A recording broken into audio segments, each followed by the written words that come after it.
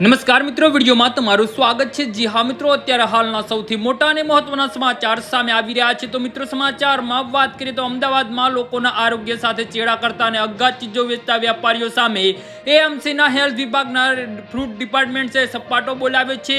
Fruit safety and standard act 2006 અંતર્ગત શહેરના વિવિધ ઝોનમાં 1 જૂનથી 15મી જૂન 2026ના દરમિયાન સઘન ચેકિંગ હાથ ધરીને 1027 અગાધ એકમોનો તપાસ કરવામાં આવી છે, જેમાં અનેક ચોંકાવનારી વિગતો પણ સામે આવી છે।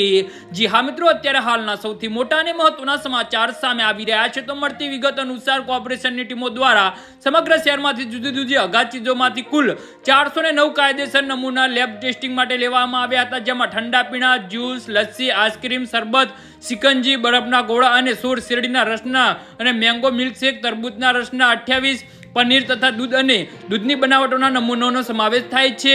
તો ચાલુ માસ દરમિયાન પ્રાપ્ત થયેલા પરીક્ષણના પરિણામોમાં કુલ 27 નમૂના આરોગ્ય માટે હાનિકારક અને અપ્રમાણિક જાહેર થયા છે। તેમાંથી 26 નમૂના અપ્રમાણિત જાહેર થતા સંબંધિત ફૂડ બિઝનેસ ઓપરેટર સામે એજ્યુકેટેડ ઓફિસર સક્ષમ કેસ દાખલ કરવાની કાર્યવાહી હાથ ધરવામાં આવી છે।